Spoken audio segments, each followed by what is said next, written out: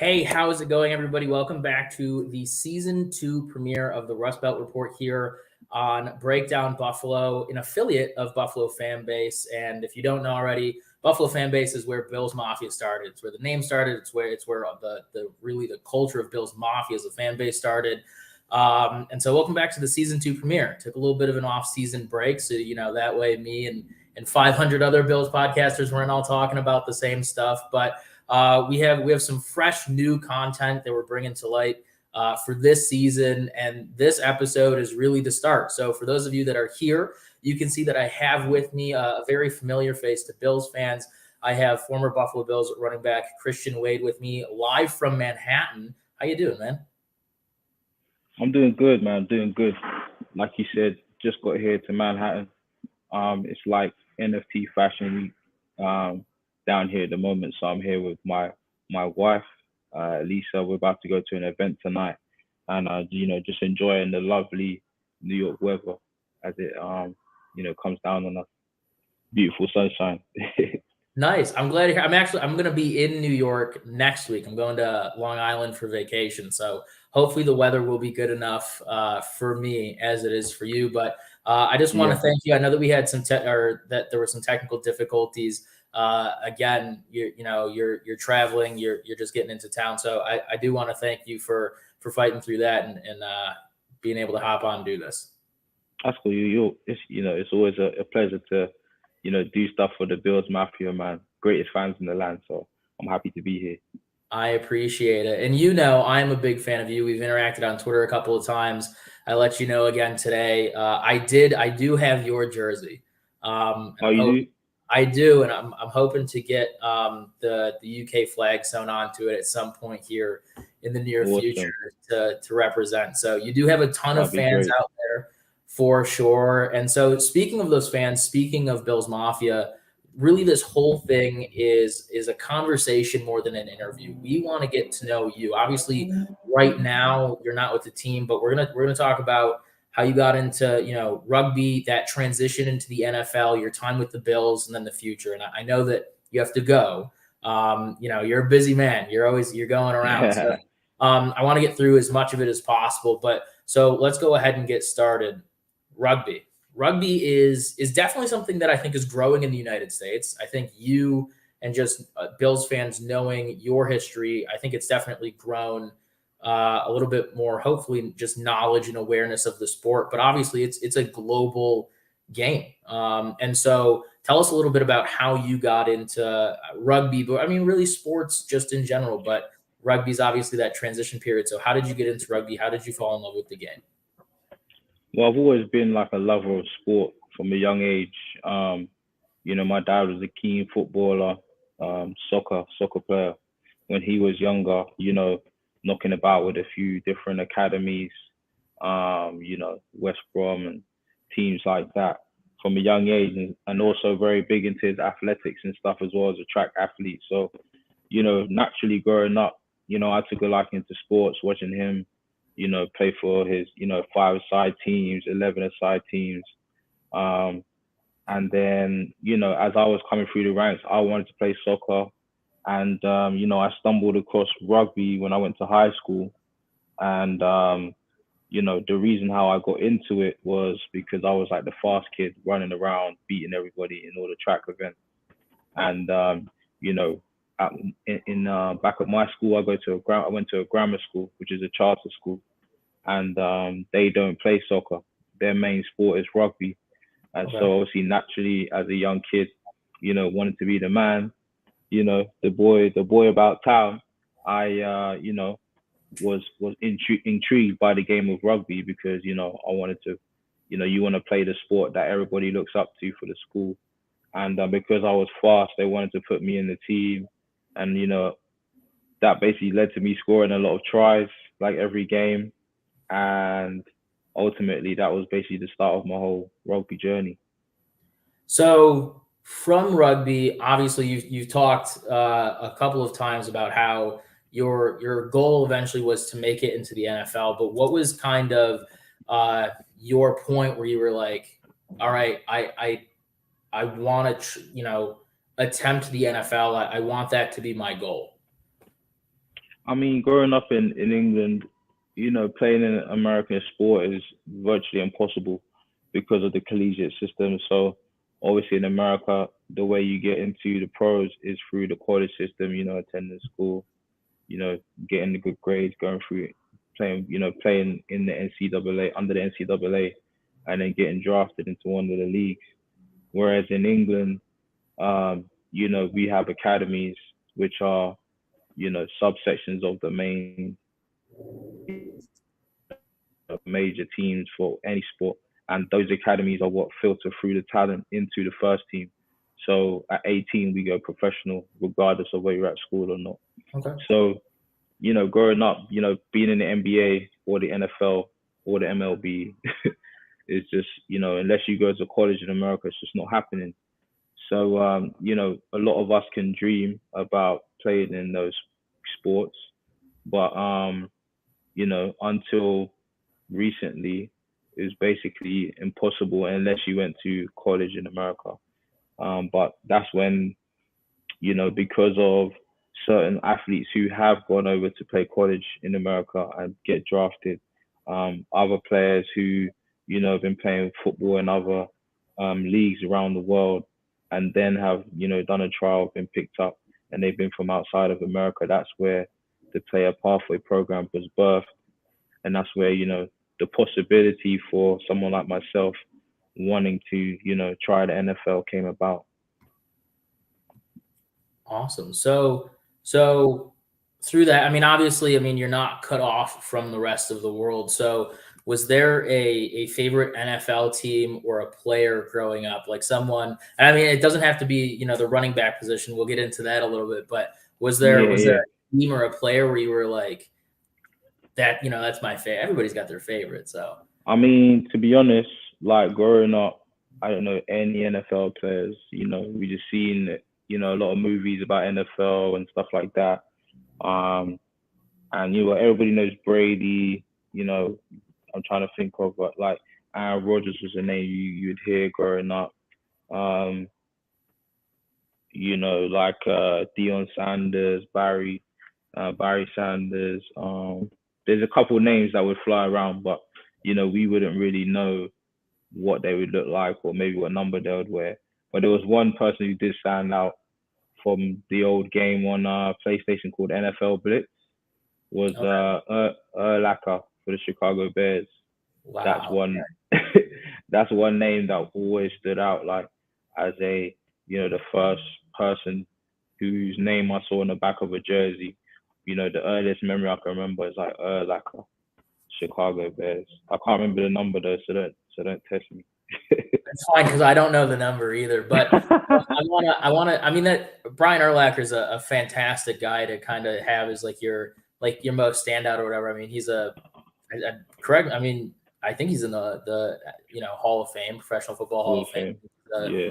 he's a staple to the NFL. But I want to take it back a little bit because you mentioned the International Pathways program, and that's Oh yeah. obviously now is I mean, when you got accepted to it or when you went through it, I mean, it was a pretty new program, right? Whereas now it's each year it feels like it's growing more and more into something that the NFL is pushing, and it feels like we're seeing and hearing more about the program and the players that are coming out of it. So talk to us a little bit about what the program actually is, because a lot of people don't realize that it's kind of like Yeah.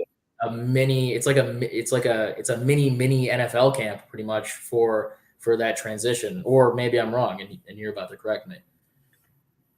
No, in a way, that's a very good analogy, especially for somebody from America to understand what it is. You know what I'm saying?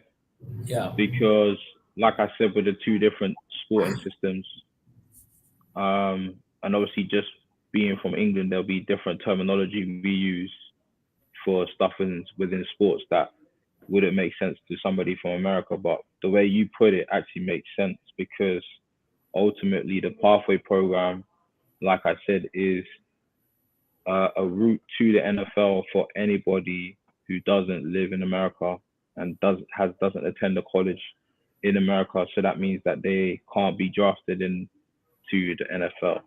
And the way this works is because of NFL International or NFL UK, they have their own head office in London, which is where obviously the London games are held, the biggest games outside of Mhm. America for NFL games. And they have scouts that basically go around the world, visiting the other leagues, professional leagues, amateur leagues, and looking for talent to make up this mini camp, which is our pathway program.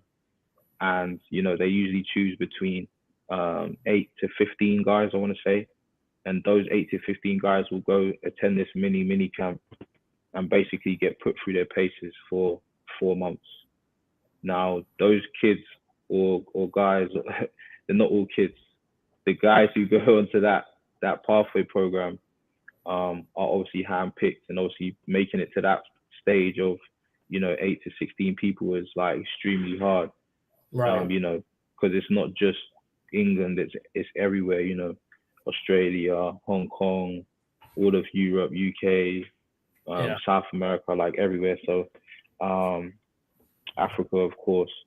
So, once you make it on there, you do these 4 months. Those 4 months basically teach you the game of football because some guys on the program may have never played before but have great athletic attributes. Other Mhm. guys may have played before. Other guys like myself may be athletes but have done another sport. So they also need to learn this game. And then also within there as well, there's a bit of S&C because at the end of that 4 months, we have our own mini combine where actual NFL scouts from the league come and watch our combine just like they do the other combine and have a look at what talent is on offer this year so that they could then choose what players they would like to have for their team for the upcoming season.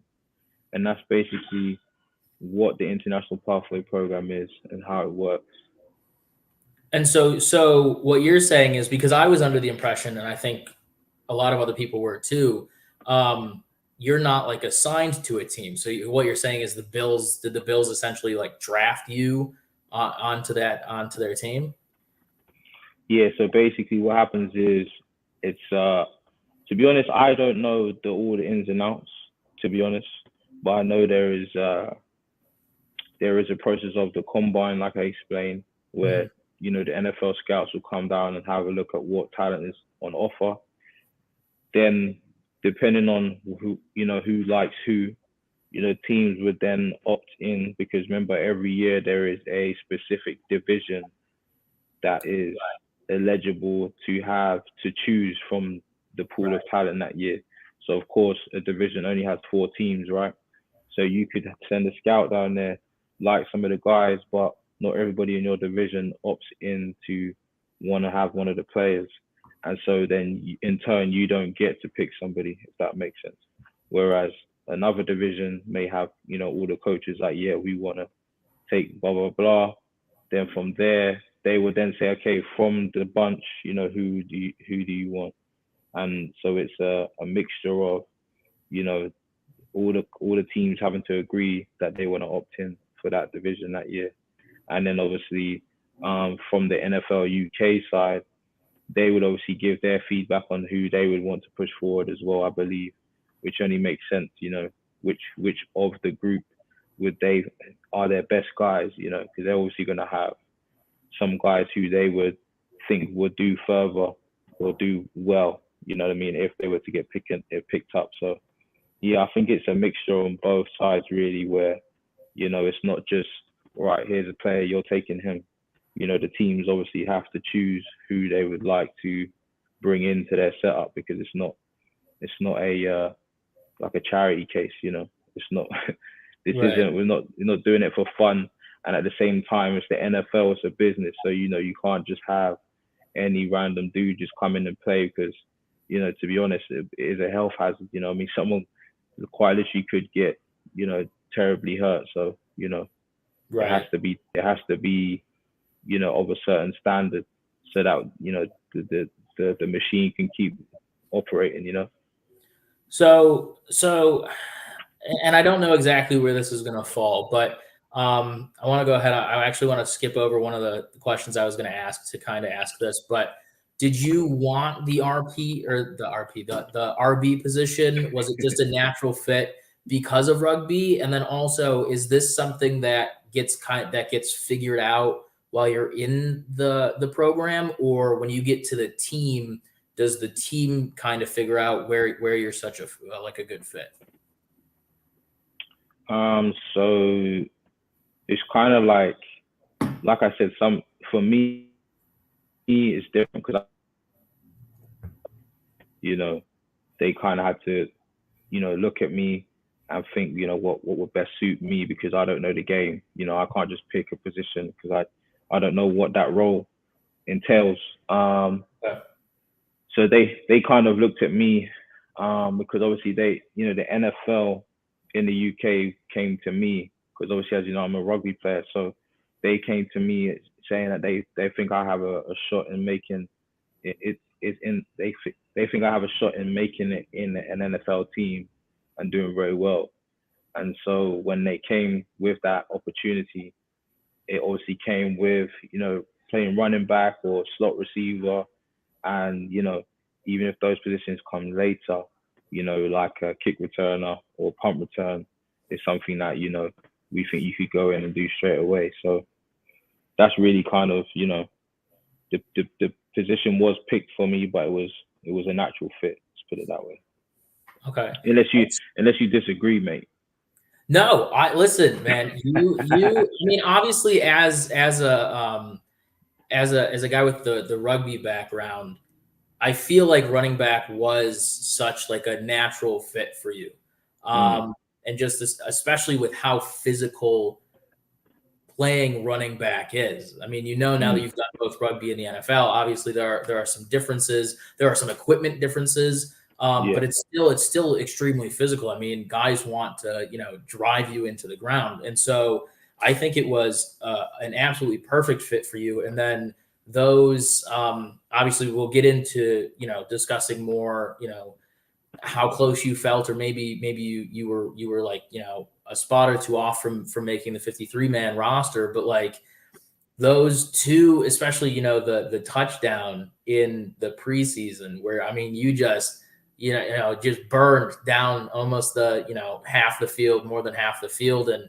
it Yeah. felt like that those 4 months that you spent in the program, and then obviously your time with the team, it just felt like you were bringing, and obviously, we're going to talk about this in a little bit, but it just felt like you were bringing more to the game. You're bringing more of that physicality side of the running game that the Bills in terms of running backs haven't had in a long time. I mean, you're talking like an actual, like it felt like you could just punch through and drag guys with you. Um, Hmm. Whereas you were, and I mean, again, we'll get to it, but there were a lot of running backs that came through the running back room while you were there. And I mean, you had finesse guys, you had guys that were a little bit of both, but it just felt like you were bringing that rugby side, with you. And so that kind of leads into my next question. So to answer your question, I think it was a perfect fit. I loved it. I loved it. And I mean, a lot of people ask, just coming from the fan side, I don't know how much you pay attention to social media and Twitter, but just from the fan side, a lot of people asking like, oh, if this guy isn't going to be at running back, they can put him on special teams, and they can, he like a lot of people are and were definitely extremely supportive of you, Yeah. and want you to be around this team in any way, shape, or form. But this is a perfect segue into my next question, which was, we've talked about the International Pathways program. We're going to talk about your time on the Bills here in a minute, but that transition from rugby to the NFL, I think there are definitely things where you definitely brought some of your previous sport with you, but what was like your number one challenge in terms of the transition? But also, was there something, because you played rugby before, that was super easy for you to bring over for the running back position? I think there was definitely a lot of things that like overlap, but they were just taught differently with different terminology, like I said, which Mhm. was a bit frustrating sometimes because you know I would want to communicate in the way that I know how to communicate it, and then obviously being told no, only to be then told the same thing I said just in a different way. If that makes sense. So Yeah. there was obviously a lot of that because me having a transition, I'm trying to get from A to B as quick as possible. You know, not by cutting corners, but cutting corners where we can, if that makes sense. So simple Right. stuff like my screen went funny. Can you hear me? Yeah, I can. You froze up a little bit on this end, but you're good.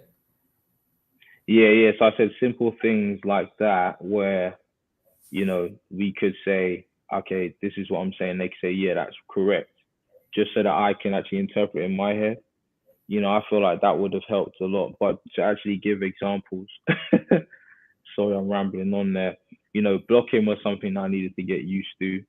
And to be honest, I don't think I would ever get used to it in practice anyway, because obviously I've never been taught the proper technique. Mm-hmm. So, and I'm not sure who has, because every time I ask somebody, it's different things. I Yeah. feel like it's one of them things where it's just like, you have to block, the concept of what it is, and you just find a way to do it. Mm-hmm. And ultimately, the best monitor of whether someone can block or not will be in the game. And I didn't get many games, so Right. I could never really judge myself on that. What else? Following your blocks, that was something that if I was accustomed to, I would have scored 2 touchdowns from 2 games in preseason, which would have been pretty legendary on my account and for me. But what else is there? I think stuff like running routes was kind of weird because of how prescribed it is. But then I guess as I got into it, I realized that it's not as prescribed as they tried to teach it in the beginning. With oh, you have to do this many steps, and it has to be like this. Players actually do put their own sauce on it. Their own flair, which makes it less predictable of what the Mm-hmm. person's doing. So that. I mean, I love the game of football, man. Just as the years went on, things came easier because it is really a kids game, but it's played by adults and it's professional, and we've made it more difficult. But once you get to the core of it, it's a really fun game. It's so many different aspects to it, but then there's, like I said, there's so many similarities as well. Things like running the ball back from like a kick return, although it looks the same as like rugby, it's completely different because you've got blockers again, and different schemes that you're trying to set it up so you can hit this seam over here or hit this part of the field. So it's the concept of it is similar to rugby, but how you get there or how you achieve certain things is different. And that's really how I see football and rugby. It's very similar. Field position and offense, defense, territory. You know, trying to get the first down or get to the line of scrimmage. We call it the gain line. There's so many similarities.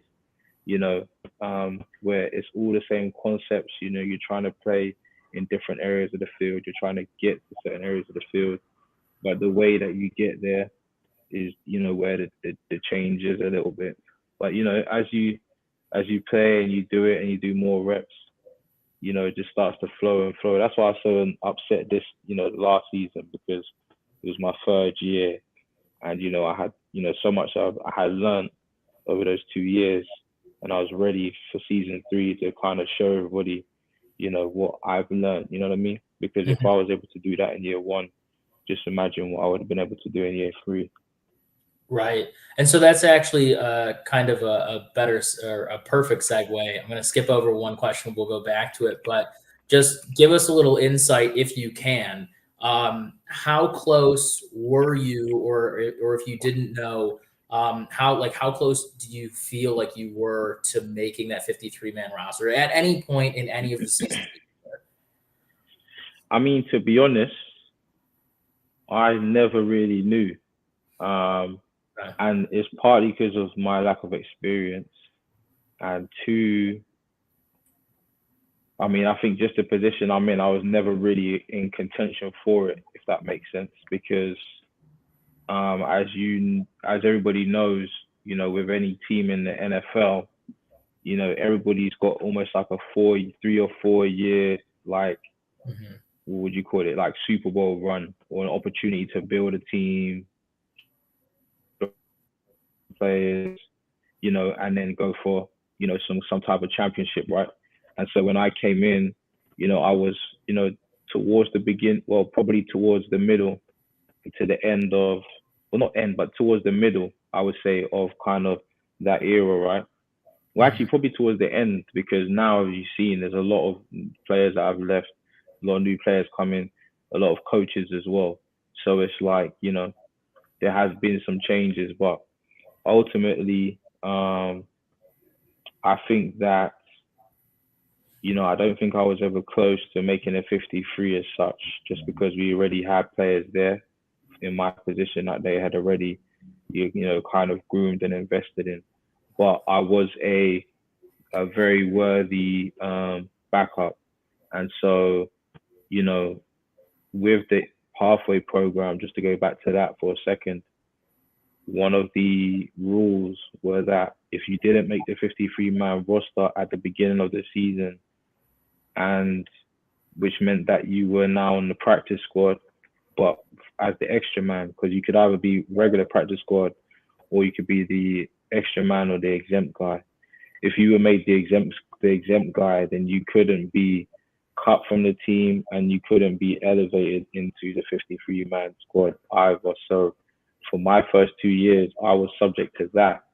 Mhm. However, if you remember, we had some terrible injuries to our running backs in the first year, but even more so in the second year when Zach went down. And I Yeah. think it was Moda was no, TJ was out, Moda was out. No, Moda was out too. So I think there was just only like one player left, and that was Antonio and myself. And Antonio wasn't even in the 53-man squad, so he got called up from the practice squad straight to start and play the whole game. And then I think we brought somebody else in as a backup. So there were opportunities in both years where um, they wanted to elevate me and use me in the games because I had proven myself. However, because of that rule, they weren't allowed to do that. But because of that rule, they pushed for the new rule. So last season, just before I got hurt, they had brought out the new rule that if you didn't make the 53-man squad, you could actually be called up now during the season. And that was because of my situation the last 2 years. So that really kind of, was hard for me to take as well, because even Right. if I didn't make the 53-man this year, it's the NFL and, injuries are very likely. And, I might have been able to get that call up after all. Right. No, that does suck, especially because it's like it's a rule change because of you, and now you don't even get to benefit from it. So that definitely does suck. I mean, Nah, at least the rule has changed though for the right, future guys in the program because for me, that's kind of been my whole journey is not. I basically growing up, I've had a way that I wanted to see my career go and the things I wanted to achieve, and everything is being amazing. It's been great, and I've right, achieved most of those things, but they've all happened in ways that I never could have orchestrated, if that makes sense, or right, could have even said like, oh yeah, this is how it's gonna go. So it's it's amazing. I just kind of live life and see what happens. But what has happened is because of the weird way that I've done it. I say weird way because it's been the unusual way or unorthodox way. It's created another pathway for other people, and so that's kind of something that I take great pleasure or great satisfaction. And even though it's not, may not be the pathway that I wanted it to go, it's definitely opening up opportunities for other people now to be able to do it that way, where that may not have been a thing before. Right. Oh no, that's great, man. I really love Mm, that. So speaking along the timeline, and again, I want to be cognizant of your time. I promise, just like a handful, like half a handful of questions left. But so along this timeline, opportunities where they wanted to elevate you but couldn't because of the rules. Obviously, like you pointed out, in this last season, you suffered an injury just before the season started that put you out. You had surgery as well, and so unfortunately, you couldn't, benefit from that rule change because of that. Now you head into this past off season, and again, like I said before, anything that you don't want to talk about or areas that you don't want to, I mean, you can expand on it, as much as you want or don't want. But what was or like what is the release process like for the NFL? And then also just a little bit like what were you feeling kind of now? I mean, obviously I don't think you were happy, but just, what is that release process like? What is that conversation like? And then what are you thinking kind of in those initial moments?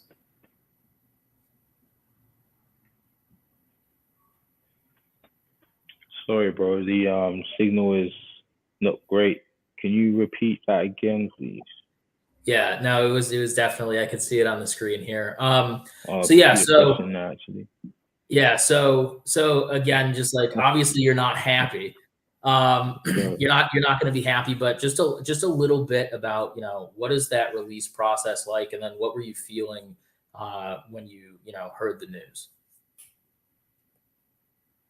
Oh, the release was man, it's not it's literally just a phone call, really. I mean, it all depends on how things are set up, because the release process could be, I mean, at the end of the day you lose your job, right? So that can be given to you in a nice way. They could set you up for that news. There's so many ways it can be delivered to you, right? But obviously, I got injured in the beginning of the just before the first preseason game. So there was a couple of discussions that I had early on in the season.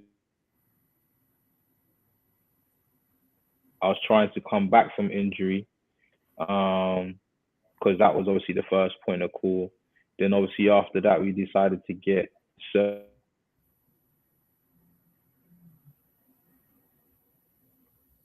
And looks like Christian Reed went out there. So hopefully he can. Oh, there he is. can you hear me all right? Yep, welcome back. Yeah, yeah. So I was saying that we went through the whole process, and we basically had some conversation at the beginning of the year. So I knew that being released once I was fit again was was imminent, or being released at some point this year, on or that season was kind of imminent and stuff. And so when obviously we got to the end of the season and I got the phone call.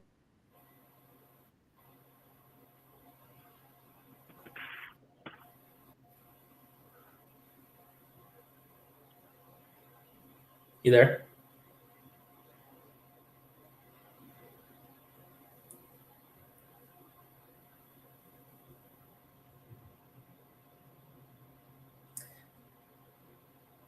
See if we can't get him back. There we go. On my back. Yep, you are. So like you were saying, you knew you were gonna kind of get released at some point during the season, or once you got healthier. So once you got that phone call, Yeah, so once I got the phone call, it wasn't a surprise, if that makes sense. It was more yeah, of a, you know, hope everything's cool. We're gonna announce your release. Um, and ultimately, it just came down to, me being there 3 years, and it not making sense to keep me there anymore, because of they're basically paying me and I'm not being used, and then I got hurt. So it's like, as a business financially, that's a lot of outgoings, basically. So, that's why they decided to part ways. And then, I mean, it's a lot of outgoings considering, you've got some big disruptions like the pandemic, right slap bang in the middle of my contract, which meant that that whole year you might as well call it a write-off because, none of us was going to get any opportunities as Right. there was no opportunities to even, show what we can do that year. So that was tough for everybody. And then obviously this season coming was a little bit of hiccups at the beginning of the year, but ultimately I got hurt, and that basically ruled me out for the season. So, it's just the nature of the game at the end of the day, and I think that being a professional since I was 18, when you can really call it 16, which is when I started playing men's rugby. Um, I've been doing this a long time. This is my I'm a 15-year vet. That's a long time, isn't it? Yeah. 15 No. year vet. So, I've had a lot of experience with professional sport, contracts, money, you know, commercials, injuries, politics within teams, with around players, coaches, management, you name it. So, it's a lot of this stuff is just part and parcel what happens, and it's nothing new. Although this is the first time I've been cut from a team, though. Let's just put it that way. Okay. All right. So Yeah, yeah, speaking in my career. so speaking of that, and again, I want to be cognizant of your time. I have three more questions, and then I'll try and get you out of here. We'll try and get you out of here early. All right. Okay. But so now, after have been released, and you knew that you were getting released. Um, Obviously, like you said, there was COVID. There was so much stuff going on.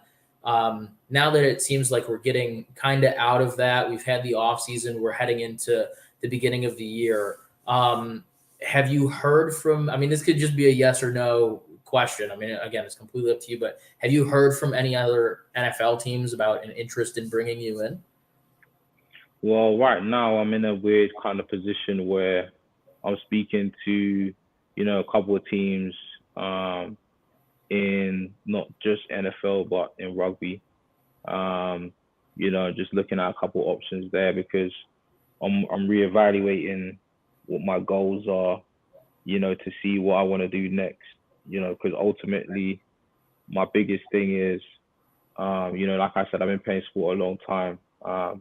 But one of my biggest things is to be able to give back to the next generation, you know, especially through sports, creating opportunities for them to get involved, creating opportunities to, guide them on their, journey to become sports stars, and even just, helping to bring some, um, mentoring in their lives and stuff just for any type of work. So I'm really just, you know, weighing up different options right now, looking at all the different options on both sides, really, rugby and football. And yeah, that's really as much as I can say right now. Okay, awesome. Well, as you can see, that was my next question. Was I did see a couple of reports that said that you were, considering Oh maybe yeah, rugby. So, but what you're saying is that there are options on both sides. We can leave it at that, but there are options on both sides. yeah. I mean, ultimately, with the NFL and stuff, the main goal, as is to get to the league, right? To be Mhm. drafted for a team, and then once you're with a team, then you have the opportunity to like show up in training camp to make teams. And then if you're a practice squad, then every day is like a trial. Um, if you're not with a team and you're a free agent, then you're basically just staying in shape and waiting for a call or trying to go to teams that you think make sense for you for a move and try to get yourself a workout. So, I feel pretty confident in my position where I'm at to be able to, you know, uh, work something out on that side with NFL. But then also on the rugby side, that's obviously my bread and butter. And being able to go and slot back into a team somewhere is, it will be pretty straightforward on that side. Nice. Well, I hope whatever happens, man, that you are happy and that you do get an opportunity because this just seems like regardless of whether it's, NFL football or rugby. Just seems like this is what you love to do. And so, as a fan, I want to see you happy, and I want to see you succeed, regardless of what side that it's Oh, on. thanks, Ryan. Thanks, Ryan. I like that, mate. Of I course. appreciate you. You'd have to come to a rugby game one day, mate.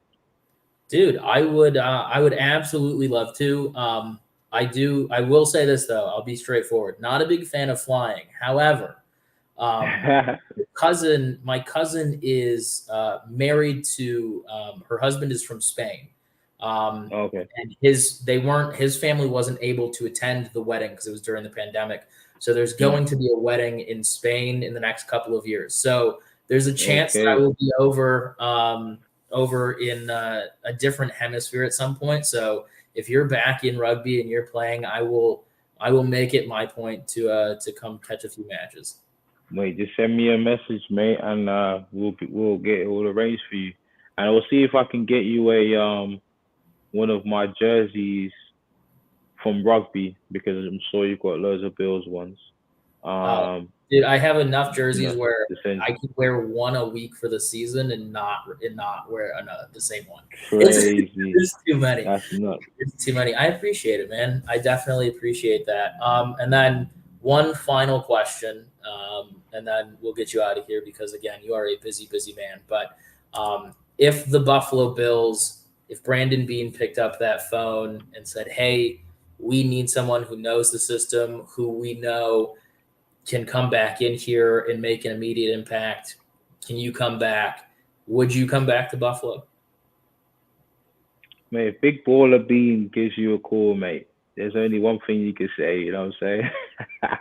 Right. Yeah, no, I mean I love Buffalo, man. It's become a second home, to be honest. Me and my wife have settled in the community pretty well. Got a lot of friends, not only made within the team, but then also outside of the team, just locals from Buffalo as well. So Right. it's I think you'll definitely be seeing me in Buffalo regardless. Whether I do get called up again or whether I'm there working on a couple projects which, I've launched in Buffalo since living there. So Oh, nice. it's yeah, man, but I love Buffalo, man. So, if Triple B calls you, You there's guys, only one yeah, answer you're gonna give, mate. nice. Well, Yeah. like I said, I want to be respectful of your time, and so that's the end of this. But again, I want to say thank you. I really do appreciate this. You are my first player interview of any sport. Because Oh, I also really? cover hockey, so you're my first player interview. So I Amazing. do want to tell you that I appreciate it and say thank you for that. No, I Thank feel you. honored. I feel honored, mate, because that was pretty well done by you, to be honest, for your first time. Thank you. I appreciate it. Thank you for the offers as well. I will let you know if I can ever catch you in a match. And thank you for the offer for your jersey as well. Just hit. You got Laurie's details. Just hit Laurie up, and you're good. Good to I go. do. I do. Thank you. Next time that you are in Buffalo, I don't know what chicken wing spots you've been to, but next time you're here, next time you're in town, let me know. I will take you to what is assuredly the best spot in the city. I'll take you and your wife out next time you're in town if you let me know. Yeah. All right, then. Wicked. I'll have to let you know, and we'll take you up on that, bro. All right. I appreciate it. Well, everybody, that has been the season 2 premiere of the Rust Belt Report with former Buffalo Bills running back and hopefully future NFL running back. And if not, then rugby player Christian Wade. Man, again, I want to thank you and have fun. Be safe out there in New York. Appreciate you, Ryan. Thank Thanks for you. having me on, bro. Of course. Thanks, man.